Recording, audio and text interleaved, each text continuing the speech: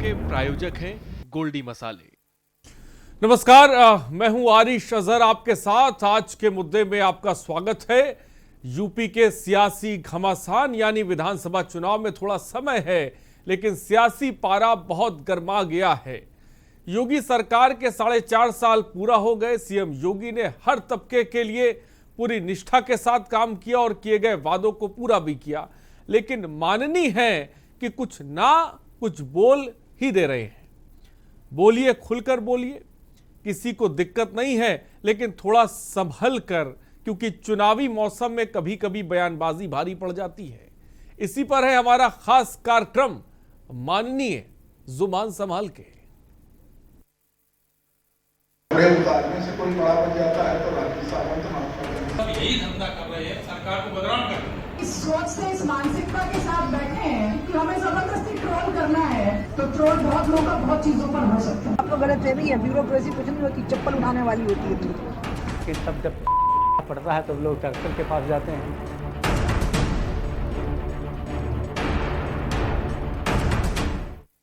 और योगी सरकार के 4.5 साल पूरा होने पर सीएम योगी आदित्यनाथ ने रिपोर्ट कार्ड पेश किया और कहा कि जनता से जितना वादा किया था, सभी वादों पर सरकार ने काम किया।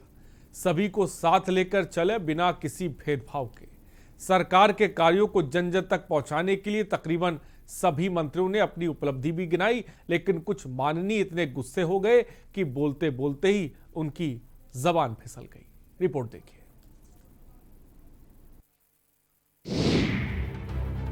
यूपी के चुनावी समर में महंगी पड़ सकती है बयानबाजी। शुरू हुआ बयानबाजी का दौर। कोई गांधी को बना दिया राखी सावंत, तो कोई किसी को कर रहा है ट्रोल, कोई सरकार को बता रहा है नाकाम, तो कोई ब्यूरोक्रेसी से उठवा रहा है चप्पल।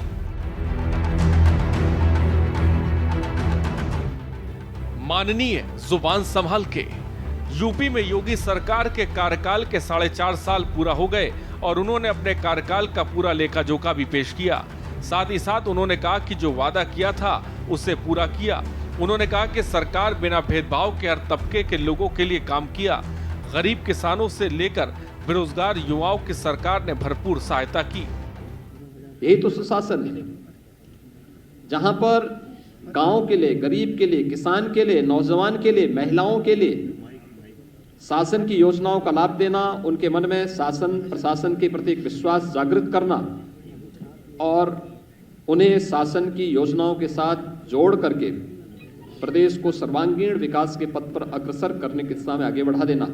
और यही तो एक पहचान इस नए उत्तर प्रदेश की है, नए भारत की, इस नए उत्तर प्रदेश की है। आपने उत्तर प्रदेश का दृश्य भी देखा होगा कि कोई आपदा आती थी, महीनों महीनों वर्षों वर्षों लग जाते थे, इस योजनाओं का लाभ उन गरीबों को नहीं मिल पाता था। आज आप देखते होंगे, अगर कहीं पर कोई आपदा आती है, सरकार बचाव का पूरा उपाय करती है, पूरा प्रयास करती है, फिर भी जनधन की हानि होती है तो पीड़ित परिवारों को समय से इसका कंपनसेशन मिल सके, 24 घंटे के अंदर उन्हें देने का प्रयास करती है। सरकार की संवेदना हर एक स्तर पर देखने को मिलती है। सीएम के 4.5 साल के कार्यकाल पूरा होने पर उनकी उपलब्धियों को जन जन तक पहुंचाने के लिए सभी मंत्रियों और सांसदों ने प्रेस कॉन्फ्रेंस कर सरकार की उपलब्धियों का बखान किया, लेकिन उन्होंने अपनी मर्यादा को लांघकर कुछ ज्यादा ही बोल दिया। सबसे पहले बात कर ली जाए स्वाति सिंह की, जो सरकार की उपलब्धियां गिनाने सीतापुर पहुंची, लेकिन जब पत्रकारों ने उनके सवाल पूछना शुरू किया तो भड़क गईं और पत्रकारों से क्या कुछ कहा, आप तो सुनिए। ऐसा है कि ये प्रेस कॉन्फ्रेंस है सरकार की उपलब्धियों का, और अगर आप लोग इस सोच से, इस मानसिकता के साथ बैठे हैं कि हमें जबरदस्ती ट्रोल करना है, तो ट्रोल बहुत लोगों का बहुत चीजों पर हो सकता है। अभी ब्राह्मण उनके पक्ष में आने वाला नहीं है, प्रश्न ज़्यादा मैं नहीं कहना चाहता, लेकिन तब जब पड़ता है तो लोग डॉक्टर के पास जाते हैं। जब खत्म हो जाता है तो कहते हैं हमारा तो खरखदवा से ठीक हो जाता, मुझे जाना पड़ा, तो ये खरखदवा से ठीक करने वाले हैं। तो वहीं दूसरी तरफ इटावा भाजपा सांसद रामशंकर कठेरिया ने कलेक्ट्रेट सभागार में आपातकालीन अधिकारियों की मीटिंग की और इतने गुस्से में आ गए कि अधिकारियों के जमकर फटकार लगाते हुए क्या कुछ कहा, जरा ये भी सुनिए। कभी भी आप अलग से भी नाम चाहेंगे तो आप पूरा दे देंगे। सब यही धंधा कर रहे हैं, सरकार को बदनाम कर रहे हैं। सीधा कह दूं मैं, सरकार को बदनाम करने की बदनीयत से अभियान चला रहे हैं। लोगों को गलत, मैं मानता हूं लोग गलत। ये तो आपने दो माननीयों के बयान सुने। अब बात करते हैं एक और माननीय की, जो वर्तमान में संवैधानिक पद पर बैठे हुए लेकिन प्रबुद्ध सम्मेलन में हिस्सा लेने पहुंच गए। ये कितना जायज इन्हें शायद अच्छी तरह पता है। जी हाँ, हम बात कर रहे हैं हृदय नारायण दीक्षित की। उन्होंने बोलते बोलते कुछ ज्यादा ही बोल गए और महात्मा गांधी की तुलना राखी सावंत से कर दी। उन्होंने क्या कुछ कहा, जरा आप खुद सुनिए।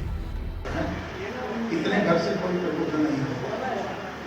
गांधी जी कपड़े कम पहनते थे, धोती ओढ़ रहे थे, और गांधी जी को बापू कहा देश में। अब अगर कपड़े उतारने से कोई बड़ा बन जाता है तो राखी सावंत महात्मा गांधी जी। बहरहाल बयान देने के बाद उन्होंने बाद में कहा कि उनके बयान को तोड़ मरोड़ कर पेश किया गया, जो शायद हर नेता एक ही रटा रटाया बयान देता है। तो वहीं दूसरी तरफ भोपाल के केंद्रीय मंत्री उमा भारती ने ब्यूरोक्रेसी की क्या औकात होती है ये भी बता दिया। उन्होंने कहा कि ब्यूरोक्रेसी का काम चप्पल उठाना होता है। आपको गलत फहमी है, ब्यूरोक्रेसी कुछ नहीं होती, चप्पल उठाने वाली होती है। चप्पल उठाती है हमारी, हम लोग ही राजी हो जाते हैं उसके लिए जी। हम अलग से, क्योंकि हमें समझाया जाता है कि आपका बहुत बड़ा चक्कर पड़ जाएगा अगर आप ऐसा हो गया तो। आपको क्या लगता है कि ब्यूरोक्रेसी नेता को घुमाती है? नहीं, अकेले में बात हो जाती है पहले, और फिर ब्यूरोक्रेसी फाइल बना के लाती है। हमसे बाकी 11 साल केंद्रीय मंत्री रहे, मुख्यमंत्री रहे, पहले आपस में बैठ के, इनको पता मेरे साथ वो एसडी थे, पहले हमसे बात होती है, डिस्कशन होता है, फिर फाइल प्रोसेस। आप सोच रहे इतने डिसीजन आते हैं, सुप्रीम कोर्ट फाइल आती है, फालतू की बात है, सही बात। ब्यूरोक्रेसी घुमाती है, घुमा ही नहीं सकती। उनकी औकात क्या है? हम उन्हें तनख्वाह दे रहे हैं, हम उन्हें पोस्टिंग दे रहे हैं, हम प्रमोशन और डिमोशन दे रहे हैं, उनकी कोई औकात नहीं। असली बात है कि हम ब्यूरोक्रेसी के बहाने से अपनी राजनीति साधते हैं। सूबे में सीएम योगी आदित्यनाथ 4.5 सालों में बहुत काम किए होंगे, लेकिन चुनावी मौसम में बीजेपी के सुरमाओं की इस तरह की बयानबाजी महंगी पड़ सकती है। लिहाजा जरूरत है ऐसे बयानबाजी पर लगाम लगाने की, क्योंकि बयानबाजी की वजह से कभी कभी उल्टा असर हो जाता है। ब्यूरो रिपोर्ट, के न्यूज इंडिया।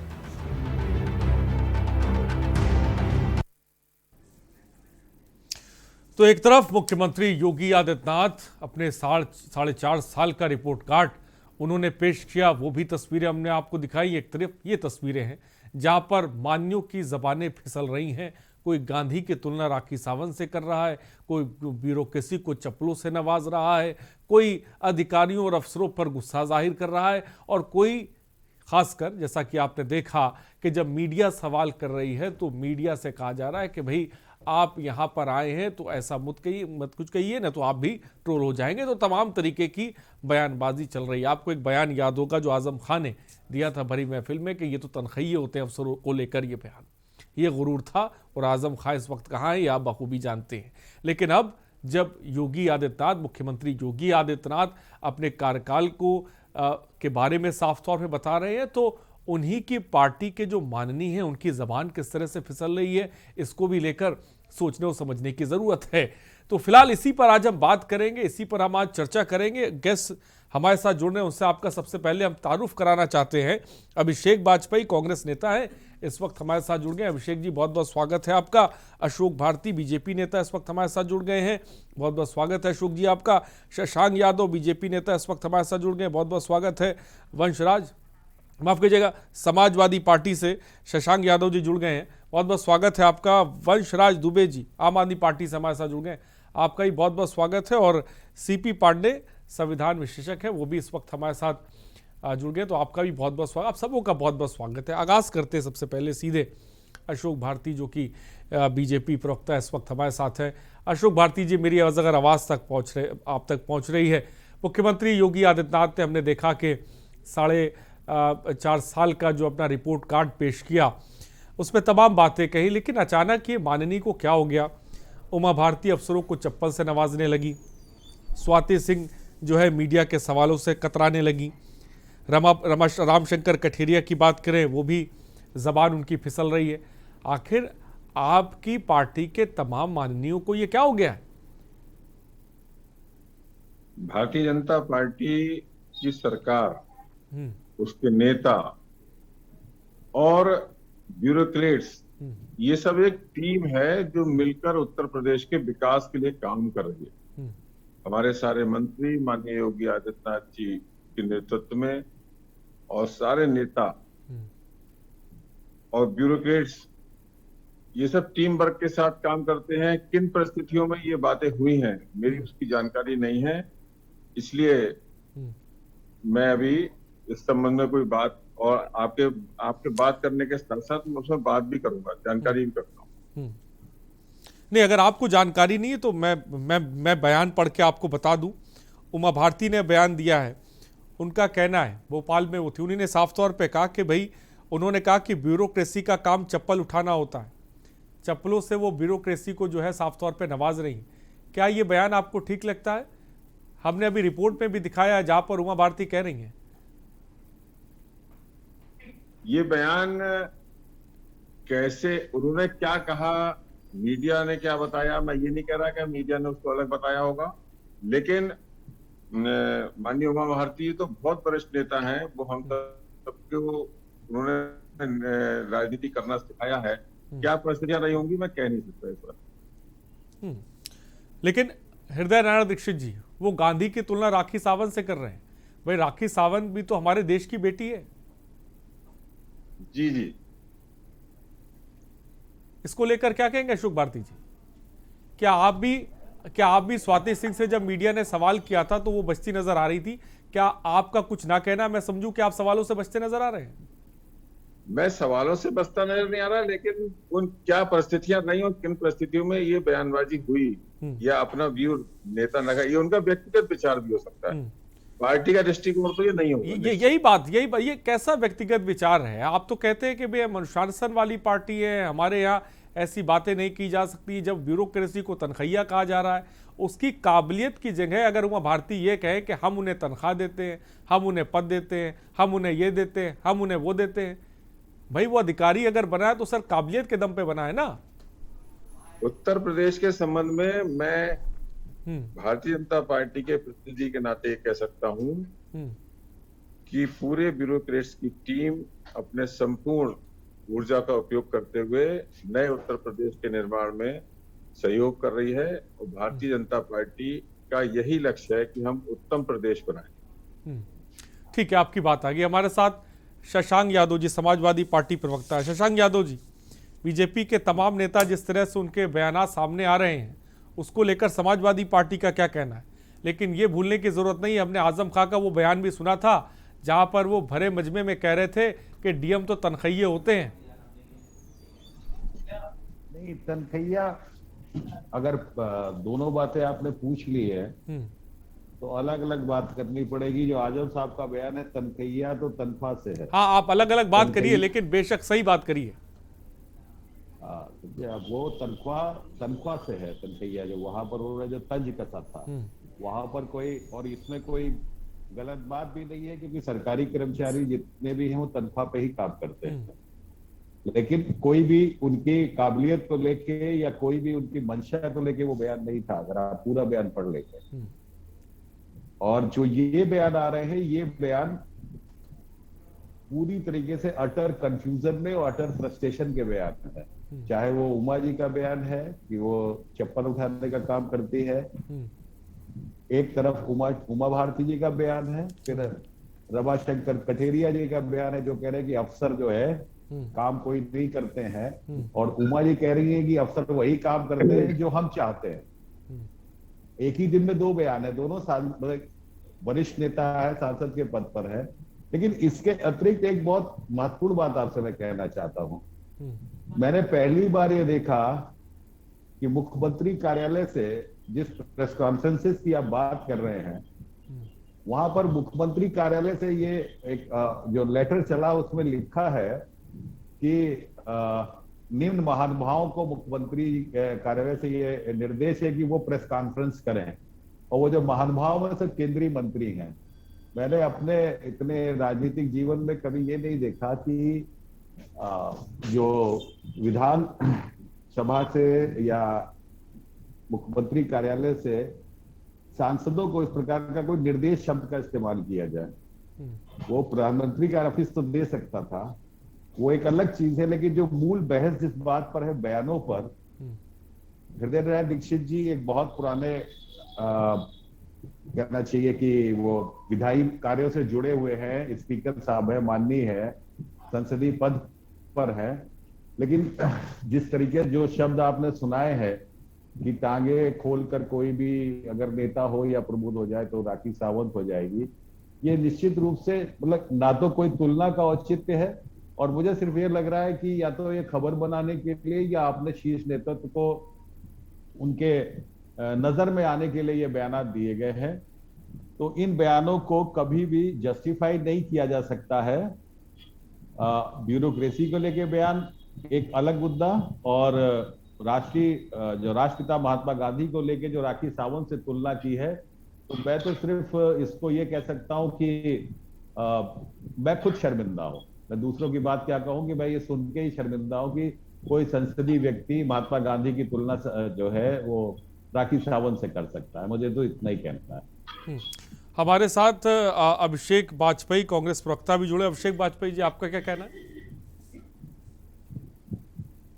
देखिए, विनाश काले विपरीत बुद्धि, आप समझ सकते हैं कि अगर इस तरीके से बयानबाजी देना तो ये भारतीय जनता पार्टी के लोग ही कर सकते हैं, और इनकी इससे पता चलता है कि ये लोग कितनी दूषित मानसिकता के लोग हैं। उमा भारती जी का ये बयान ये बहुत ही गैर जिम्मेदाराना रहा, और लोगों को और जनता के साथ साथ बाकी सारे प्रतिनिधियों को भी, जनता के प्रतिनिधियों को शर्मिंदा कर देने वाला बयान था।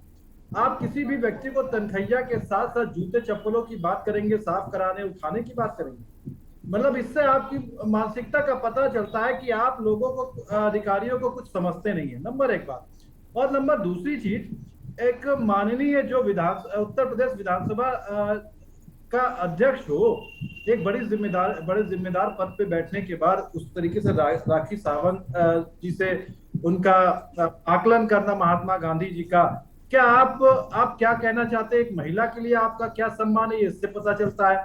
और अगर आप देखेंगे कि गांधी जी की बात करें तो पूरी दुनिया बापू के जन्मदिन को मनाती है, और नेल्सन मंडेला तक के लोग उनके चिन्हों पर चलते हैं। लोग उनको आज भी अपना आदर्श मानते हैं, और उसके बाद गैर जिम्मेदाराना बयान तो ये इसीलिए ही कहते हैं कि जाकी रही भावना जैसी प्रभु मूरत देखी तिन तैसी। जब आपके अंदर गांधी जी के लिए ऐसे विचार हैं और एक महिला के लिए ऐसे विचार है, तो आप कुछ भी कर सकते हैं। तो उनसे उम्मीद क्या की जा सकती है कि जनता के लिए वो क्या सेवा करेंगे। इसी वजह से ही 4.5 पौने 5 साल होने वाले हैं, आपने जनता के लिए कुछ किया नहीं। आप सिर्फ अपने कैंपेन पर अपना पैसा खर्चा कर रहे हैं, क्योंकि जनता के गाढ़े टैक्स की कमाई आप सिर्फ बर्बाद कर रहे हैं अपने लोगों पर, और अपनी जेबें गर्म कर रहे हैं और पूंजीपतियों की जेबें गर्म करवा रहे हैं।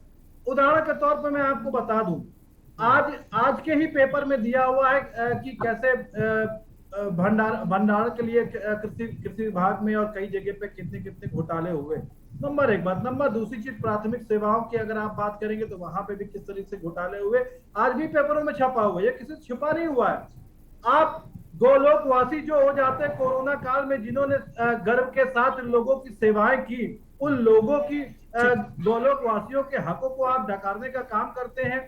आप नवरत्न लेकर के आते हैं जो कि ठीक है अभिषेक वाजपेयी, आपकी बात आ गई। हम मुद्दों पे बाद में बात करेंगे। फिलहाल आज बात हम बयानों पे कर रहे हैं, मुद्दा इसी पर है। सीपी पांडे जी भी हमारे साथ जुड़े हुए संविधान विशेषज्ञ हैं। सीपी पांडे जी, हृदय नारायण दीक्षित जी विधानसभा अध्यक्ष हैं, संवैधानिक पद पर हैं, वो किसी पार्टी के सम्मेलन में, प्रबुद्ध सम्मेलन में शिरकत करते हैं, बयान देते हैं, लेकिन क्या एक संवैधानिक पद पर रहने वाला शख्स, इंसान, क्या किसी पार्टी के सम्मेलन में शिरकत कर सकता है? सर देखिए, ये पार्टी के, क्योंकि ऐसा तो है नहीं कि जो अध्यक्ष हो जाता है वो पार्टी का नहीं रह जाता। अध्यक्ष जो भी है वो विधानसभा का अध्यक्ष है, उसकी नहीं खत्म, वो पार्टी में जा सकता। हाँ, उसे आचरण ऐसा होना चाहिए, आचरण से वो यह दर्शाता है कि वो किसी का पक्ष नहीं ले रहा, ये दिखाना चाहिए। और वो पक्ष का ये देखा जाएगा विधानसभा के फ्लोर पर वो किसी का पक्षपात न करें। ये बड़ा बहुत ये फाइन डिस्टिंक्शन है, इसको आप अलग करना बड़ा मुश्किल होता है, क्योंकि वो अध्यक्ष विधानसभा के इस्तीफा हो जाता नहीं जाते हैं और कहते हैं कि हम अध्यक्ष हैं, तो उनके ये स्थिति बड़ी वो है। लेकिन आप ये नहीं कह सकते कि वो अपने पार्टी की मीटिंग में नहीं जा सकते, वो जा सकते हैं और मीटिंग में रख सकते हैं, लेकिन जब भी वो विधानसभा में अपनी भूमिका निभावे, उन्हें अपनी भूमिका इस तरह निभाना चाहिए कि निष्पक्ष। वो सीपी पांडे जी वो पार्टी के सम्मेलन और बीजेपी के प्रबुद्ध सम्मेलन में वो शिरकत कर रहे हैं, वो मंच से संबोधित कर रहे हैं, और दूसरी तरफ वो संवैधानिक पद पर हैं। आप भी कह रहे हैं कि हाँ, लेकिन उनको खुद जो है, उसी में आ रहा था, लेकिन चूंकि वो विधानसभा के अध्यक्ष हैं और उनको निष्पक्षता दिखाना चाहिए, इसलिए उन्हें कभी भी किसी पार्टी के मीटिंग में नहीं जाना चाहिए, अपने ऊपर सेल्फ कंट्रोल करना चाहिए, उनकी निष्पक्षता पर आवाज न उठे। लेकिन कोई संवैधानिक रूप से उनको मनाही नहीं है कि वो पार्टी के मीटिंग में नहीं जाते, प्रबुद्ध सम्मेलन में नहीं जाते, ऐसी कोई मनाही नहीं है। लेकिन उन्हें खुद इस बात की निष्पक्षता साबित करनी, ऐसा नहीं करना चाहिए। ये उनको इसका पालन करना चाहिए ताकि उनके ऊपर लोगों का विश्वास बना रहे कि वो भी निष्पक्ष व्यक्ति। तो सीपी पांडे जी को आपने सुना कि उनको खुद से नहीं जाना चाहिए, लेकिन उसके बावजूद भी वो प्रबुद्ध सम्मेलन में शिरकत कर रहे हैं। वंशराज दुबे, आप प्रवक्ता हमारे साथ हैं। वंशराज दुबे जी, क्या मेरी आवाज आप तक पहुंच रही है? वंशराज दुबे जी, क्या मुझे सुन पा रहे हैं आप? तो शायद वंशराज दुबे जी हमारे साथ नहीं है। तो फिलहाल आपने सुना सीपी पांडे जी ने जो बात, अशोक भारती जी, तमाम कांग्रेस प्रवक्ता, समाजवादी पार्टी के प्रवक्ता और खुद सीपी पांडे जी भी हमारे साथ जुड़े हुए हैं। भाई, एक संवैधानिक पद पर हैं हृदय नारायण दीक्षित जी, अगर वो गांधी की तुलना राखी सावंत से करते हैं, हमने थोड़ी देर पहले दिखाया मुख्यमंत्री योगी आदित्यनाथ महिलाओं के सम्मान को बात कर रहे हैं, महिलाओं के सम्मान की वो बात कर रहे हैं, और दूसरी तरफ प्रबुद्ध सम्मेलन से भी एक बयान सामने निकल कर आ रहा है जहां पर महात्मा गांधी की राखी सावंत से तुलना की जा रही है। इसको हम किस तरह से देखा जाए? भाई, राखी सावंत भी देश की बेटी है, भाई वो भी जो है एक कलाकार है।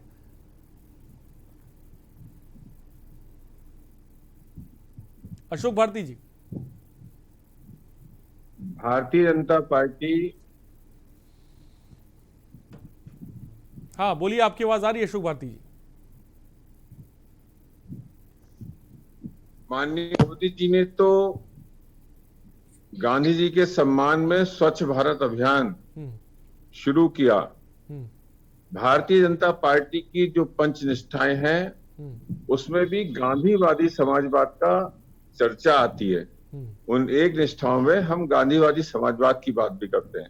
अशोक जी, मुझे लगता है कि ये आप लोगों का दिखावा था जो मोदी जी कर रहे थे। दिखावा नहीं है, दिखावा कांग्रेस ने की किया। बात जगह पर आ गया। आज माननीय अध्यक्ष जी ने जब ये बातें कह दी तो दिखावा पता चलता है कि आपके पार्टी के लोगों को, माननीय अध्यक्ष जी स्वयं में एक व्यक्ति है। क्योंकि आपने गांधी जी की कितनी दुर्गति करी है ये पूरा देश जानता है। आपने गांधी जी के नाम पर कितनी, अब मैं बोल रहा हूँ तो आप सुन लीजिए। अगर आपको इतने ज्यादा नहीं बर्दाश्त है तो फिर मैं हट जाता हूं। नहीं, बोलिए, आप अपनी बात को पूरा करें आप अशोक भारती जी। गांधी जी के सम्मान में हम सब साथ खड़े हैं। गांधी जी किसी एक पार्टी के नहीं, गांधी जी का कृतित्व, गांधी जी का व्यक्तित्व पूरा विश्व मानता है और पूरा देश मानता है। जैसा मैंने बताया कि हम अपनी पंचनिष्ठाओं में भी गांधीवादी समाजवाद की चर्चा करते हैं, दीनदयाल उपाध्याय के एकात्म मानववाद की चर्चा करते हैं। तो गांधी जी का अपमान तो कोई भारतीय जनता पार्टी का कार्यकर्ता नहीं कर सकता। जहां तक बात रही आदरणीय दीक्षित जी के कार्यक्रम में जाने की, कोई भी विधानसभा का अध्यक्ष चुना जाता है तो वो पहले विधायक बनता है, तभी तो सदन में जा सकता है। वो अपने क्षेत्र में जाएंगे, अपनी मीटिंगों में जाएंगे, उस पर कहां संवैधानिक रूप से रोक है? क्या कहा, मीडिया ने उसको किस तरीके से प्रस्तुत किया, वो किस परिप्रेक्ष्य में कहना चाहते हैं? सीपी पांडे जी गलत कह रहे हैं क्या आप? अशोक भारती जी, उनका कहना है कि भाई आप संवैधानिक पद पर हैं तो पार्टी के किसी कार्यक्रम में जाने से उनको बचना चाहिए। सीपी पांडे जी ने केवल सलाह दी है। सीपी पांडे जी ने स्पष्ट कहा है कि कोई भी संवैधानिक नियम उनके आड़े नहीं आता, वो जा सकते हैं। लेकिन उन्होंने ये भी कहा अशोक भारती जी की बचना चाहिए। बचना चाहिए, बहुत से काम नहीं करने चाहिए। अब किन परिस्थितियों में वो गए, कैसा रहा, ये तो मैं नहीं बता सकता। वो हमारे बहुत वरिष्ठ नेता हैं, हम सबके आदरणीय। हाँ, अभिषेक वाजपेयी क्या कहेंगे? देखिए, ये सबसे बड़ी चीज ये चाटुकारिता की ये हद होती है। और आप शुरू से चाटुकारिता अगर सीखनी है तो कांग्रेस देखिए, तो जब आरएसएस जब आरएसएस समझ जाइए, अंग्रेज आरएसएस अंग्रेजों की गुलामी आरएसएस समझने के लिए बहुत बड़ा दिल चाहिए। और सुनिए, चाटुकारिता करने के लिए इस तरीके से अभिषेक जी आरएसएस समझने के लिए आरएसएस में जाना पड़ता है। नाथूराम गोडसे का हमेशा से समर्थन किया है। तो आप समझ सकते हैं, एक नहीं, ये हमेशा की, चाहे आप स्वाति किसने गोडसे का समर्थन किया है? आप देख लीजिए, कभी सीओ को धमकाती हैं, कभी आप मायावती जो इनके साथ हमेशा आप ध्यान करिए, आप ध्यान करिए किस कांग्रेसी नेता ने एसएसपी के शपथ मार दिया था। ये इनके यहाँ के पार्टी का एक चलन सा हो गया है। आप इतने आदर्शवादी मत बनिए। आपके नेताओं ने अफसरों पर हाथ उठाए हैं, उनको शपथ तक मारे। माना चाहते हैं, लेकिन जनता इतनी जागरूक हो चुकी है, वो गांधी जी का या किसी का नारायण दत्त तिवारी जी जब मुख्यमंत्री थे तो एक वरिष्ठ आईएएस ने उनके जूते उठाकर उनको पहनाए। आज अशोक भारती जी को चाहिए था कि माननीय हृदयनाथ दीक्षित जी की बातों से जो उन्होंने कहा, आज अपमान किया है, उसके लिए क्षमा मांगे पूरे देश से। लेकिन वो क्षमा मांग ना करके इन्होंने बयान दिया है तो इस पर ज्यादा व्यक्तिगत राय बताएंगे। लेकिन अशोक भारती जी, मैं आपको बता दूं, जनता आपको माफ नहीं करेगी। कोई बात नहीं, फैसला जनता करेगी। बिल्कुल आपने गांधी जी की जितनी दुर्गति करी है, आपने गांधी का नाम लेकर जितना देश को लूटा है, उतना आज तक कभी हुआ नहीं। और ये देश आज आपके इस व्यवहार को हमेशा याद रखेगा। इसीलिए आज मैं कहना नहीं चाहता राजनीतिक दृष्टि से, आपने भंडारण से लेकर के हर एक जगह पे देश को बेचने का काम कर दिया, निजीकरण करने का काम कर दिया। आज आपने जो प्रॉफिट मेकिंग सेक्टर्स होते थे, उनको आपने पूंजीपतियों के पास सरकार का काम व्यापार करना नहीं है। कांग्रेस ने शुरू से यही गलत डाली। नहीं, अशोक भारती जी, मैं आऊंगा अभिषेक वाजपेयी आपका। लेकिन जिस तरह से बयान, स्वाति सिंह का भी बयान थोड़ी देर पहले हमने दर्शकों को दिखाया। मीडिया जब उनसे सवाल पूछते हैं अशोक साहब, तो वो जवाब देने से बच रही हैं। भाई, सवालों से काहे कतरा रहे हैं माननीय? क्या सवाल पूछना गलत है क्या सर? इसके लिए तो आप आदरणीय स्वाति सिंह जी से संपर्क करें, वही सही बात आपको बता सकते। नहीं, आप भी पार्टी के प्रवक्ता है, तो आपसे भी मैं सवाल कर सकता हूं ना सर, कि भाई जब मुख्यमंत्री 4.5 साल के रिपोर्ट कार्ड पेश कर रहे हैं, तमाम बातें बता रहे हैं, तो प्रेस कॉन्फ्रेंस में आखिर सवाल पूछने से इतना एतराज क्यों है? क्या ये और कॉन्फिडेंस है? उनकी बात उन्हीं से पूछी जाए, वो ज्यादा बेहतर है। पार्टी का जो रुख है, पार्टी का दृष्टिकोण है, पार्टी का विचार है, वो मैं आपके सामने बता सकता हूँ। तो अशोक भारती जी का साफ तौर पे कहना है उनकी बात उन्हीं से पूछी जाए, लेकिन तमाम माननीय जिस तरह से बात कह रहे हैं, उनसे सवाल तो फिलहाल उठ रहे। फिलहाल रुकते छोटे से ब्रेक के लिए हम जल्द हाजिर होंगे। कोई बड़ा बन जाता है तो राजनीति सामंत माफ कर रहे हैं। सब यही धंधा कर रहे हैं, सरकार को बदनाम कर रहे हैं। इस सोच से, इस मानसिकता के साथ बैठे हैं कि हमें जबरदस्ती ट्रोल करना है, तो ट्रोल बहुत लोगों का बहुत चीजों पर हो सकता है। आप लोग गलत फहमी है, ब्यूरोक्रेसी कुछ नहीं होती, चप्पल उठाने वाली होती है। कि तब जब पड़ता है तो लोग डॉक्टर के पास जाते हैं।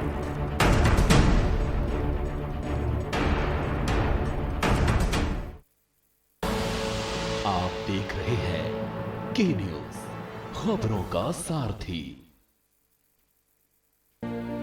जन जन तक स्वास्थ्य सेवाएं पहुंचाने के लिए प्रतिबद्ध छत्तीसगढ़ सरकार। मुख्यमंत्री स्लम स्वास्थ्य योजना से अब तक 8.5 लाख से ज्यादा मरीजों का इलाज। 41 लैब टेस्ट वाले 60 मोबाइल वैन की मदद से 14 नगर निगमों में लगे 13,850 कैंप। 1,20,000 से ज्यादा को मिली मुफ्त लैब टेस्ट सुविधा। हाट बाजार क्लिनिक से समाज के आखिरी छोर तक स्वास्थ्य सुविधाएं पहुंचाने की अभिनव पहल से सुदूर वनांचल के 90 लाख से ज्यादा मरीज लाभान्वित। 1600 से ज्यादा हाट बाजार क्लिनिकों से अब तक 8 लाख से ज्यादा मरीजों का इलाज। छत्तीसगढ़ हेल्थ मॉडल के मलेरिया मुक्त बस्तर अभियान को UNDP और नीति आयोग से मिली सराहना। बीजापुर में मलेरिया के केस 71% और दंतेवाड़ा में 54% हुए कम। मई 2020 और मई 2021 के बीच मामलों में आई 39% की कमी। नीति आयोग ने बताया एस्पिरेशनल डिस्ट्रिक्ट्स में चल रहे बेहतरीन अभियानों में से एक। डैडी को पसंद क्लासिकल गाना और बेटा यमला पगला दीवाना। दोनों के अलग है रंग, पर दोनों का एक अनोखा स्वाद। कमला पसंद, अनोखा स्वाद। जब पशुओं को मिलेगा प्यार और मिल्को मोर पशु आहार तो दूध बहेगा, मुनाफा बढ़ेगा। मिल्को मोर पशु आहार। जुबान के लिए उड़ चला गैरों की ज़मीं पर, खुशबू अपने पन की ढूंढता। दूर कितना भी जा, इस जुबान से दूर ना जा पाओगे। विमल, बोलो जुबान केसरी।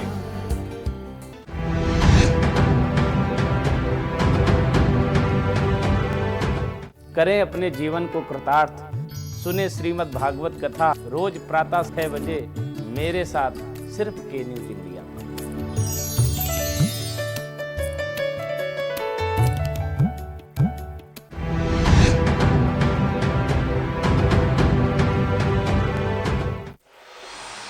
कोर्ट कचहरी के ना लगे चक्कर, सबसे अधिक यही है बेहतर। लेकिन बढ़ ही जाए पाला तो कहां जाए, क्या करें? घबराए नहीं, अब हर मुश्किल होगी आसान। के न्यूज इंडिया पर वकील आपका देगा समाधान। कीजिए कॉल, पूछिए अपने सवाल। 0512 23900031 और 0512 23900032। वकील आपका हर रविवार दोपहर 3 बजे केवल के न्यूज इंडिया पर। करें अपने जीवन को कृतार्थ, सुने श्रीमद् भागवत कथा रोज प्रातः 6 बजे मेरे साथ सिर्फ के न्यूज इंडिया।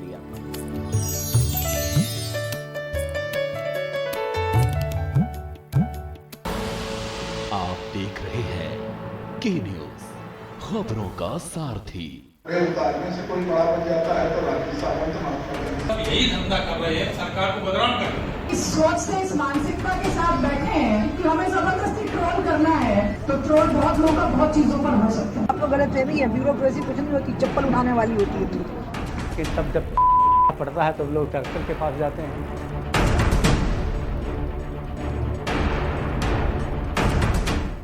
ब्रेक के बाद आपका स्वागत है। माननीय जुबान संभाल के चुनाव नजदीक है, लेकिन इन सब के बीच जो बीजेपी के जबानवीर हैं वो कहीं दिक्कत पैदा ना कर दे पार्टी के लिए, ये अपने आप में बड़ी बात है। क्योंकि जिस तरह के बयान सामने और लगातार हम आपको दिखा भी रहे हैं, चाहे मंत्री स्वाति सिंह की बात कर लें, उमा भारती जो कि वरिष्ठ नेता हैं वो ब्यूरोक्रेसी के लिए चप्पलों की बात कर रही हैं, उस बयान की हम बात कर लें, या फिर हम बात हृदय नारायण दीक्षित जी की कर लें जो कि संवैधानिक पद पर हैं और वो किस तरह की महात्मा गांधी की तुलना राखी सावंत से कर रहे हैं। तमाम बयानों को देखें तो ये बयानवीर कहीं दिक्कत पैदा ना कर दें बीजेपी के लिए, बड़ा सवाल है। फिलहाल इस वक्त हमारे साथ अभिषेक वाजपेयी जी भी जुड़े हुए। अभिषेक वाजपेयी जी एक संवैधानिक पद पर हृदय नारायण दीक्षित जी हैं, और अगर वो प्रबुद्ध सम्मेलन में शिरकत करते हैं, कांग्रेस क्या सोचती है इसको लेकर? जी बोलिए अभिषेक वाजपेयी जी।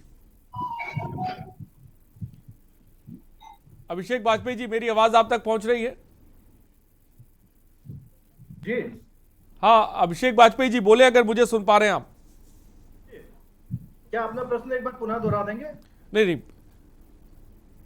अभिषेक वाजपेयी जी, क्या मेरी आवाज अगर आप तक पहुंच रही है? जी बिल्कुल पहुंच रही है जी। संवैधानिक पद पर बैठे हृदय नारायण दीक्षित जी अगर प्रबुद्ध सम्मेलन में शिरकत करते हैं, इसको लेकर आप क्या कहेंगे? देखिए, कोई भी व्यक्ति जब किसी सम्मेलन में जाता है तो उसके बहुत सारे लोग फॉलोअर्स होते हैं, वो एक एज गेस्ट के रूप में बुलाए जाते हैं जब कोई ऐसे प्रतिष्ठित व्यक्ति जाता है। और माननीय हृदय नारायण दीक्षित जी से ऐसी उम्मीद नहीं की जा सकती कि वो इस तरीके से बयानबाजी करेंगे। इससे पता चलता है कि हमेशा से भारतीय जनता पार्टी की कथनी और करनी दोनों में अंतर रहा है, और मानसिकता का पता चलता है कि भारतीय जनता पार्टी कि लोगों की मानसिकता कैसी हो गई है। जब एक संवैधानिक पद पे बैठने के बाद माननीय हृदयनारायण दीक्षित जी ऐसा बयान दे सकते हैं, तो स्वाति सिंह जी से आप कैसी उम्मीद कर सकते हो, बाकी इनके नेताओं से कैसी उम्मीद आप कर सकते हैं? इनके अगर बाकी विधायक जो इनके 114 जो गंभीर धाराओं में आपराधिक मुकदमे वाले लोग हैं, तो उनसे आप कैसी उम्मीद कर सकते हैं? वो जनता की सेवा करने के लिए वो आए होंगे, वो कहीं ना कहीं सत्ता की चाशनी चाटने के लिए लोग आए हुए हैं। तो आप समझ सकते हैं कि कोई भी व्यक्ति, ये एक दिन का वाक्य नहीं है, ये अक्सर हमेशा से बयानबाजी कहीं गांधी जी के ऊपर, कहीं महिलाओं को लेकर के, कहीं किसी और व्यक्तियों को लेकर के टिप्पणी करते रहते हैं। मुझे लगता है कि जब इन लोगों की ख्याति कम होने लगती है तो इस तरीके से बयानबाजी करके वो पब्लिसिटी स्टंट हासिल करना चाहते हैं। ठीक है, मैं आऊंगा अभिषेक बात पे। शशांक यादव जी, आप क्या कहेंगे सर? आपने बहुत 4 बड़े गंभीर मुद्दे एक साथ जोड़ दिए। अब समझ में नहीं आता है कहाँ से शुरुआत करी जाए। अगर प्रबुद्ध सम्मेलन में भाग लेने वाली बात है तो ये भारतीय इतिहास में एक बहुत चर्चित बहस है। राजऋषि पुरुषोत्तम दास टंडन जी ने साफ कहा था कि मैं कांग्रेस की मेंबरशिप नहीं छोड़ूंगा। उनसे पहले लोग जो स्पीकर्स होते थे वो मेंबरशिप छोड़ देते थे और इंडिपेंडेंट हो जाते थे और स्पीकर बनते थे। उन्होंने कहा था कि मेरी पहचान कांग्रेस के एक मेंबर के रूप में है, मैं नहीं छोड़ूंगा। और जैसा पांडे जी ने कहा, बिल्कुल सही कहा कि ये व्यक्ति विशेष पे निर्भर करता है कि वो किस तरह की मर्यादा का पालन करते हैं। कानूनी रूप से कोई रोक नहीं है, लेकिन आपका आचार व्यवहार आपकी निष्पक्षता को करता है। तो मैं सोचता हूँ कि इस पर तो कोई टिप्पणी उचित नहीं होगी। लेकिन जो आपने मूल जो आपकी बहस है कि माननीय जबान संभाल के, और जो आपने स्वाति जी की एक बात कही कि जो पत्रकारों से कह रही है कि सवाल ना उठाए, ये एक बड़ा मौजूद बात है। और हकीकत में जो मौजूदा निजाम है वो सवाल उठाने को राजद्रोह कहता है। वो सवाल उठाने के किसी भी सवाल को वो सेहत में अच्छा नहीं मानता है और किसी तरीके से पसंद नहीं करता है। और इसका सबसे क्लासिक एग्जाम्पल है कि आज तक चूंकि किसी की भी भारतीय जनता पार्टी में आज की तारीख में एक ही मानक है, वो है अपने प्रधानमंत्री मोदी जी। और जनता क्या पूरी दुनिया तरस गई है कि उनसे कोई एक पत्रकारों से लाइव डिबेट हो पाए। और मुझे तो बड़ा ताज्जुब होता है कि ये कोई भारतीय सिनेरियो में ये चर्चा का भी विषय नहीं बना कि प्रधानमंत्री लाइव प्रेस कॉन्फ्रेंस कभी कर पाए इन जनरल पत्रकारों से, अब वो उसके जो भी वजूहात हो।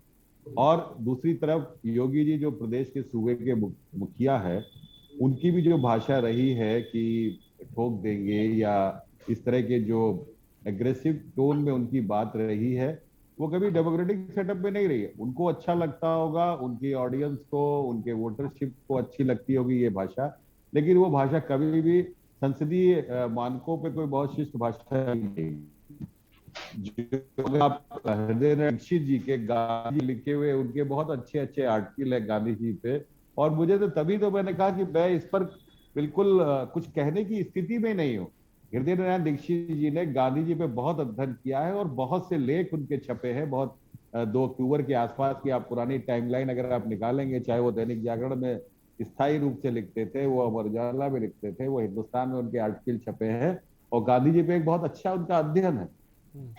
और जो हमारे साथी कह रहे हो, मैंने भी पहले कहा था, मुझे लगता है कि ये सिंपल आज की तारीख में, क्योंकि गांधी का जो नाम है वही भारतीय जनता पार्टी में बुखार पैदा कर देता है। गांधी का नाम है, नेहरू का समाजवाद है या लोहिया का समाजवाद है। वो कहते हैं कि हम गांधीवादी समाजवाद की बात करते हैं, लेकिन कहीं से भी व्यवहार में जिस तरीके से निजीकरण के पीछे हाथ धो के ये भारतीय जनता पार्टी की सरकार पड़ी है, तो मुझे कहीं नहीं लगता कि कहीं दूर दूर तक भी समाजवाद की है। 4.5 साल सरकार होने जा रही है। और अभी मैं सुन रहा कि ठीक है, मैं चाहूंगा इसका जवाब ले लेता हूं, फिर मैं सीवी पांडे साहब के पास जाता हूं। अशोक भारती जी क्या कहेंगे जो बात शशांक यादव जी ने कही? मैं एक लास्ट लाइन कर जी जल्दी से मुझे परमिट कर दे। लास्ट लाइन में कह दूं कि कोरोना के लिए सुप्रीम कोर्ट ने कहा कि जो कोरोना की डेथ हुई है उन पर कंपनसेशन गवर्नमेंट दे। और दुख की बात है, अभी तक कोई भी मानक ना तो केंद्र की सरकार तय कर पाई है, ना प्रदेश की सरकार तय कर पाई है, और ना ही जो कोरोना का डेथ सर्टिफिकेट जारी होगा उसका कोई मानक सुप्रीम कोर्ट तक दे पाई है, और 3 बार गवर्नमेंट डांट खा चुकी है।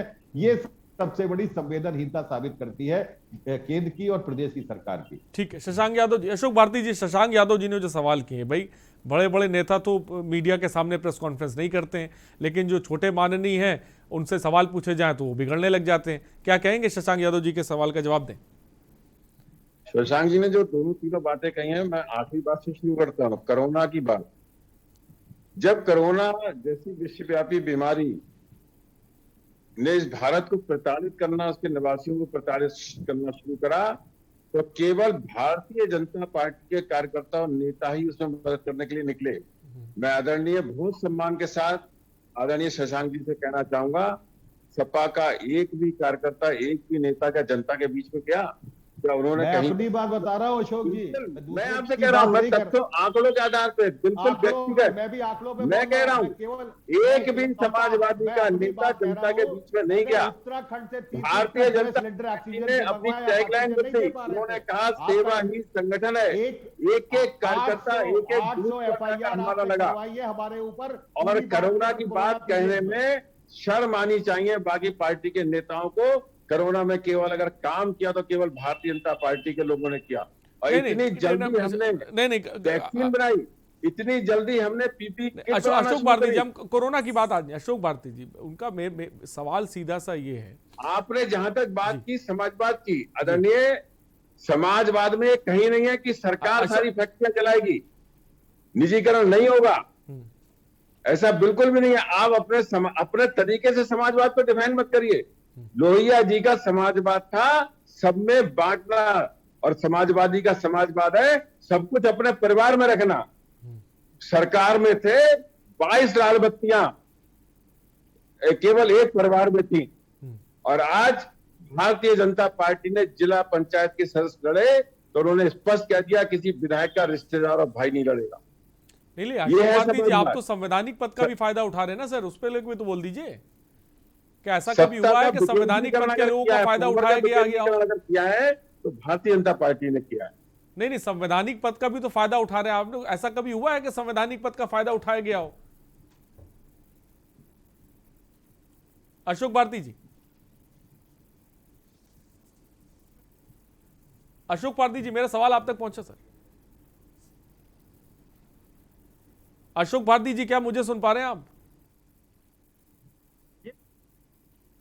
अशोक भारती जी, तो शायद मुझे लग रहा है अशोक भारती जी तक मेरी आवाज नहीं पहुंच पा रही, उनसे जुड़ेंगे, उनसे सवाल भी लेंगे। फिलहाल सीपी पांडे जी, आपने एक बात बताई और मेरा सवाल यही है कि भाई संवैधानिक पद का जिस तरह से बीजेपी इस्तेमाल कर रही है, प्रबुद्ध सम्मेलन में हृदयनारायण दीक्षित जी का पहुंचना पार्टी के कार्यक्रम में, क्या हमने कभी ऐसा देखा है कि इस तरह से विधानसभा के अध्यक्ष कभी किसी पार्टी के सम्मेलनों में गए हों? कोई उदाहरण, कोई एग्जाम्पल? लोकतंत्र दो चीज से चलता है, एक तो संविधान की जो व्यवस्था है उसके अनुसार चलता है, उसके अलावा लोकतंत्र की जो सबसे महत्वपूर्ण जो संवैधानिक व्यवस्था के अलावा उसका जो महत्वपूर्ण पहलू यह है कि उसमें परंपराएं, मर्यादाओं की बहुत महत्ता दी जाती है। और आप देखिए जिस संविधान को, जिस व्यवस्था को हमने अपने भारत में वेस्टमिंस्टर सिस्टम लागू किया है वो इंग्लैंड से आया है, और इंग्लैंड में तो लिखित संविधान, वहां तो जो कुछ भी है वो एक तरह से परंपराएं और मर्यादाओं के हिसाब से पूरा वो सिस्टम लोकतांत्रिक व्यवस्था चलती है। तो उस दृष्टि से अगर आप देखें तो ये अगर लोकतंत्र की हमारी मर्यादा और मूल्य दोनों की रक्षा करने के लिए कम से कम उन लोगों की सबसे बड़ी जिम्मेदारी बनती है जो कि संवैधानिक पदों पे है। और स्पीकर का जो पद है ये एक प्रदेश में बहुत बड़ा पद है, इसलिए पद है, इसलिए अधिकार के दृष्टि से नहीं बल्कि वो पूरे विधानसभा को चलाता है। एक तरह से 20 करोड़ लोग जो पूरे प्रदेश की पॉपुलेशन है उसके जो प्रतिनिधि वहाँ बैठते हैं उनका वो संचालन करता है, उनकी बातों को सुनता है, उनको मौका देता है कि कौन अपनी अच्छी बात कहें। तो वहाँ तो आप जब कोई बात बैठते हैं तो वो सारी मर्यादा आप सिखाते हैं उन लोगों को, जो आपके 425 जो है भी MLA हो, उनको एक मर्यादा सिखाते हैं, उनके माध्यम से आप पूरे प्रदेश में एक संविधान की मर्यादा और लोकतंत्र की मर्यादा का संदेश देते हैं। तो अब जब अध्यक्ष के पद पर बैठा हुआ आदमी अगर इन मर्यादाओं को ख्याल नहीं करेगा तो ये आप ये किसी से नहीं, मान लीजिए कि किसी उम्मीद का आप नहीं कर सकते हैं। और भारतीय जनता पार्टी के बारे में देखिए, भारतीय जनता पार्टी के अब तो नहीं, कि जब भारतीय जनता पार्टी धीरे धीरे अब राजनीति में सत्ता की ओर बढ़ रही थी, तो लोगों ने इनको इसलिए चुना था कि ये भारत की परंपराओं को, संवैधानिक मर्यादाओं को, संविधान की मर्यादाओं को ये उसका संरक्षण करेंगे और उसका पालन। लेकिन अब धीरे धीरे उनका जिस तरह से उन्होंने उस चीज को, हर मर्यादा को तोड़ते हैं, किसी चीज को नहीं मानते हैं, और बहुत जगहों पर संविधान को भी नहीं मानते हैं। तो अब ये उनका अपना तरीका है काम करने का, और उनका ये उनका हो सकता है कि कहना कि जब कोई नहीं मानता है तो हम क्यों माने, और यही चल रहा है। सीबी पांडे जी, ये कौन सा तरीका है कि संविधान को ना माने? आदरणीय पांडे जी, मैं पूरी विनम्रता से आपसे एक बात कहना चाहता हूँ। जो विधानसभा का अध्यक्ष बनता है वो उसी सदन का सदस्य होता है, उस सदन को बनता है। सदस्य होता है तो क्या मर्यादा नहीं मानेगा क्या? नहीं, सदस्य है, मैं आपसे पूछ रहा हूँ, वो तो बिल्कुल है, और वो तो श्रेष्ठ है। चुनाव लड़ जाता है। मैं केवल एक सेकंड आपका लूंगा। ठीक है, जब सदन का सदस्य बनता है, चुनाव लड़कर जाता है, और चुनाव लड़ने के लिए उसे अपने क्षेत्र में पुनः जाना पड़ेगा। ठीक है, जाए सीट पर बैठा है तब विधानसभा का अध्यक्ष है। अरे जाए, इसमें हम काम जा रहा है तो वहां का विधायक है। तो जाने में कौन सी बात का है? जाने में अगर जो दो पार्ट है, अगर आपको कोई जरूरत नहीं थी, अगर आप न जाते, आपको सबके सामने ये 425 के विधायकों के सामने यह मैसेज देना है, संदेश देना है कि मैं बिल्कुल निष्पक्ष हूं, ये देना है कि नहीं देना? सर बिल्कुल ये संदेश विधानसभा के अंदर देना है कि नहीं देना? आप बताइए। कोई कह सकता है कि विधानसभा के अंदर निष्पक्ष नहीं है, मैं पार्टी का हूँ, वो पहला मेरा हक पार्टी का है। उसके बाद पीठ पर बैठने के बाद जो भी सदस्य बैठता है, माननीय विधानसभा अध्यक्ष बैठते हो या उनकी जगह और बैठते हो, वो हमेशा निष्पक्ष ही होते हैं। निष्पक्ष हो गए। भारतीय जनता पार्टी के चाहिए, सरकार भारतीय जनता पार्टी के है, लेकिन जब ठीक है, आप अपने कंडक्ट खुद निर्णय करिए, आप क्या कंडक्ट करते हैं, किसके सामने किस तरह व्यवहार करते हैं, ये आपका निजी मामला है। लेकिन आम आदमी ये समझता है कि जब आप एक निष्पक्षता आपसे ज्यादा उम्मीद की जाती है, तो आपके छोटे मोटे मामलों में नहीं पड़ना चाहिए, जब तक कि बहुत आवश्यक न हो जाने। मान लीजिए वहाँ प्रधानमंत्री आते हैं या तो बड़ा सम्मेलन होता पार्टी का, तो वहाँ जाते हैं। लेकिन ये पार्टी का प्रमुख सम्मेलन है, कोई इतनी बड़ा सम्मेलन नहीं था कि जिसमें कि आपके न जाने से वहाँ कोई कठिनाई पैदा होती। तो आपको तो इस चीजों को मैं यही कह रहा हूँ, उन्हें खुद इस चीजों में कम से कम पढ़ना चाहिए, जब तक कि अति आवश्यक न हो, जहाँ ताकि आप अपनी निष्पक्षता को बनाए रखें। अशोक भारती जी, संविधान के पद पे अब रहने वाले लोगों को भी नहीं छोड़ा जाएगा, उनको भी इस्तेमाल में लिया जाएगा? नहीं, संविधान के पद पर है, लेकिन अपने विधानसभा क्षेत्र में तो जाएंगे ना। वो जनता ने उनको विधायक चुनकर भेजा है। जनता के प्रति, अपने वोटर के प्रति भी तो उनका कर्तव्य है, उसको भी तो निभाएंगे। लेकिन संविधान की भी तो कोई मर्यादा है सर।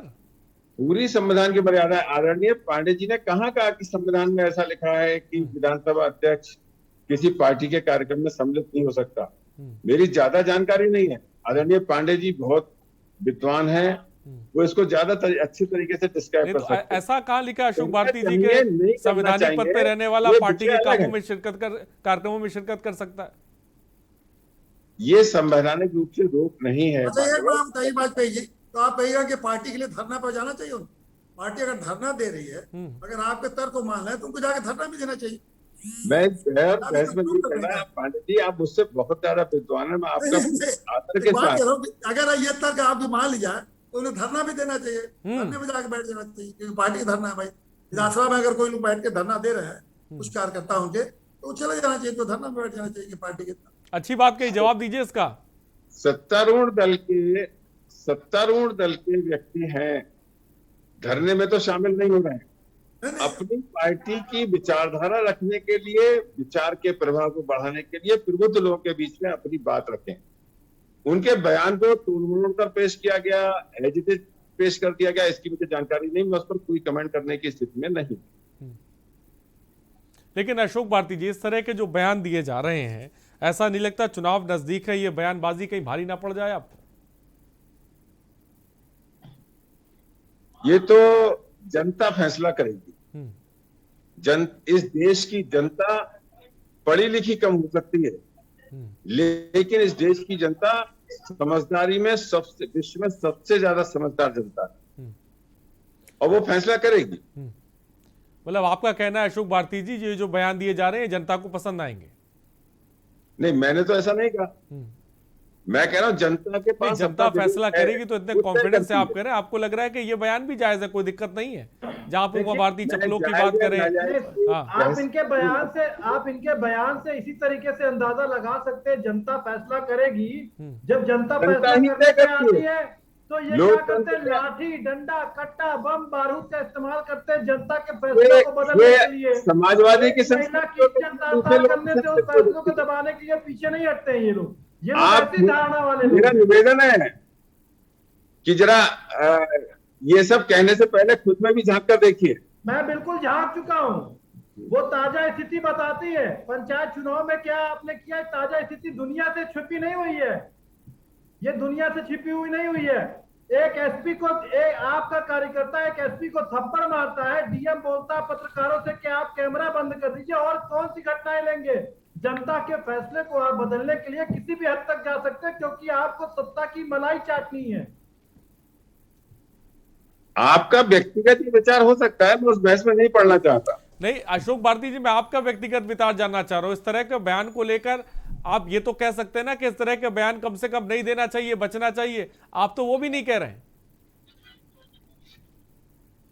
सार्वजनिक रूप से अगर कोई चीज ऐसी आती है तो नहीं, आप पार्टी के प्रवक्ता है, अगर मैं ये सवाल पूछूं, आप कह रहे हैं जिसने बयान दिया है उससे पूछे जाकर, और मैं आपको बयान भी सारे सुनवा सकता हूं। कम से कम आपको पार्टी के प्रवक्ता है तो आपको ये तो कहना चाहिए कि भाई ये बयान देना नहीं चाहिए था, ये गलत बयान है, ये अपशब्द है, हमें बीप करना पड़ रहा है, हमें बीप करना पड़ रहा है, हम नहीं सुना सकते हैं उस बयान को। लेकिन उसको लेकर आप जरा, हाँ बोलिए। मैं आपकी बात मानता हूं, किसी भी तरीके से किसी को किसी का अपमान करने का अधिकार नहीं है। ठीक है, शशांक यादव जी क्या कहेंगे आप? मैं एक क्लासिक उदाहरण यहाँ पर मौजूद रहा है, जो भोपाल की सांसद रही हैं, उन्होंने नाथूराम गोडसे को गांधी जी के संदर्भ में ही उसको बहुत मैं रोकना चाहूंगा, मैं रोकना चाहूंगा। एक आनंद गिरी क्या कुछ कह रहे हैं, सीधे आपको लेके चलते हैं इस वक्त। जिनका 2000 का भी आमदनी नहीं थी, 5-5 करोड़ के 10-10 करोड़ के जिनके मकान हो गए, जिन लोगों ने सीधे तौर पे गुरुजी को ब्लैकमेल करके जो पैसा कमाया, उन लोगों की साजिश है और उस साजिश के तहत उनकी हत्या हुई है। उन्हीं की हत्या में जानबूझ करके मेरे नाम का आना ये षड्यंत्र का स्पष्ट रूप है, जिसमें पुलिस के बड़े अधिकारी भी शामिल हो सकते हैं, जिसके अंदर में कुछ जो लड़के वहाँ के हैं वो भी उसमें शामिल हो सकते हैं। स्वामी जी, उसमें जो है 3 लोगों का नाम आया है, आपका भी सुसाइड नोट में नाम आया, क्या है ये सब? मुझे अभी कुछ भी नहीं पता है। मैं गुरुजी की राइटिंग को पहचानता हूँ, उन्होंने जीवन में कभी लेटर नहीं लिखा, और वो जो करते थे स्वयं करते थे, सीधा करते थे। अब उन्होंने लेटर लिखा है तो पहले उनकी राइटिंग को जांचा जाएगा, फिर उसके अंदर के मंतव्य को जाना जाएगा। मुझे पूर्ण विश्वास है कि गुरुजी सुसाइड नहीं कर सकते, उनकी हत्या हुई है, और जो भी लोग इसके पीछे हैं उनका बाहर आना बहुत अनिवार्य है। क्या लगता है कौन कर सकते हैं हत्या? इसमें कर सकते हैं अजय सिंह सिपाही हैं, जो उनके सिपाही हैं, वो कर सकते हैं। मनीष शुक्ला एक लड़का है जिसकी शादी कराई, जिसको 5 करोड़ से ऊपर का मकान गुरुजी ने दिया, वो करा सकते हैं। अभिषेक मिश्रा है जिनका 7-8 करोड़ का मकान आजमगढ़ में बनाया, वो कर सकते हैं। और साथ में कर सकते हैं शिवेक मिश्रा, जिनका भी 3 करोड़ का मकान बना गुरुजी ने दिया है। वो लोग लगातार पैसा मांग रहे थे, लगातार पैसा मांगने के कारण जब मैंने मना किया तो उनको ये बात अच्छी नहीं लगी, और बार बार पैसे की डिमांड पूरी न करने के कारण गुरुजी ने आत्महत्या की हो सकती है। तो जैसे संपत्ति का मामला था, उस पर क्या कहेंगे? जो संपत्ति का चल रहा था मामला, आप भी अलग हो गए थे, आप तो उनके सबसे प्रिय शिष्य थे, क्या कारण रहा गुरुजी, क्यों अलग? आप सबने देखा, मैंने अपने जीवन का सारा समय वहाँ बिताया है। उस मठ को बनाने में, मंदिर की प्रतिष्ठा बनाने में मैंने अपने पूरे जीवन को उसमें लगाया है। मैंने कभी 1 रुपये का लाभ वहाँ से नहीं लिया, मैंने किसी प्रकार की लालच की भावना वहाँ से नहीं रखी। केवल मठ को बचाने के लिए जो प्रयास किया, वह प्रयास आज इस रूप में आ गया। इसका मुझे बहुत खेद है, लेकिन सरकार से गुजारिश है कि इसकी जांच हो, निष्पक्ष जांच हो, और दूध का दूध, पानी का पानी सामने आए। महाराज जी, आपका जो विवाद था समझौता हो गया था उसमें? हमारा समझौता हो गया, गुरुजी ने स्पष्ट रूप से सबके सामने बात कही थी, हमारे बीच के कोई मतभेद नहीं थे। अगर ऐसा होता तो समझौता नहीं करते वो। तो कौन कौन बैठा था समझौते में? समझौते में एक पुलिस के बड़े अधिकारी OP पांडे साहब थे, और एक सपा के पूर्व नेता राज्य मंत्री इंदु प्रकाश मिश्रा थे, और सुशील मिश्रा भाजपा के नेता। 3 लोग मेरे साथ समझौते में थे। तो समझौता विवाद क्या था महाराज जी उस समय, जो ये जो विवाद हुआ, जो विवाद आपके सामने था हो गया। महंत आनंद गिरी को आप सुन रहे थे, जो शिष्य महंत नरेंद्र गिरी के शिष्य रहे हैं, वो साफ तौर पे अपनी बात रख रहे थे, मीडिया से मुखातिब हो रहे थे और तमाम तरह की उन्होंने बातें जिसे कह सकते हैं साफ तौर पे कहें, क्योंकि जो सुसाइड नोट है उसमें आपको बता दें, उस सुसाइड नोट में आनंद गिरी का नाम सामने आया है और विवाद का जिक्र किया गया है, जिसको लेकर आनंद गिरी साफ तौर पे अपनी बात रख रहे थे कि जो हमारा विवाद था वो शॉर्ट आउट हो चुका था, वो खत्म हो चुका था। लेकिन फिलहाल पुलिस पूरे मामले की जांच करी, क्योंकि महंत नरेंद्र गिरी का शव फंदे से लटका मिलता है, उनके कमरे में एक सुसाइड नोट जो है वो मिलता है। फिलहाल सीधे हम अपनी डिबेट की तरफ बढ़ रहे हैं, आज के मुद्दे की तरफ। हमारे साथ शशांक यादव जी। शशांक यादव जी, जल्दी से अपनी बात को मुकम्मल करें, वक्त की थोड़ी सी कमी है। इसी बात यह है कि जिस दल ने महात्मा गांधी के हत्या के दोषी नाथूराम गोडसे के लिए उनकी सांसद जो भोपाल की थी, उन्होंने कहा, गलत मत कहिए जी, पहली बार गांधी जी को अगर किसी ने सम्मान दिया तो भारतीय जनता पार्टी ने दिया, उनके सपनों को साकार। आप बीच देखिए, मैं जो बात कह रहा हूँ पहले बात हो जाए, उसके बाद आप जवाब दीजिएगा। एक बार भी बयानों से वो नहीं कहा, मैं कह रहा हूँ स्वच्छ भारत का अभियान। ठीक है, फिलहाल ठीक है, वक्त की कमी है। फिलहाल बहुत बहुत शुक्रिया अभिषेक बाजपेयी जी जुड़ने के लिए, अशोक भारती जी आपका बहुत बहुत शुक्रिया, शशांक यादव जी आपका बहुत बहुत शुक्रिया, सीपी पांडे जी आपका बहुत बहुत शुक्रिया, आप सबों का बहुत बहुत शुक्रिया। तो मान्यों की ज़बान फिसल रही है, इस ज़बान पे लगाम लगाने की ज़रूरत है, कहीं ये ज़बान आने वाले चुनाव पर भारी ना पड़ जाए। आज के मुद्दे में तय बने रहिए हमारे साथ। नमस्कार। और आगे देखिए हमारे प्रधान संपादक जी के साथ मंथन।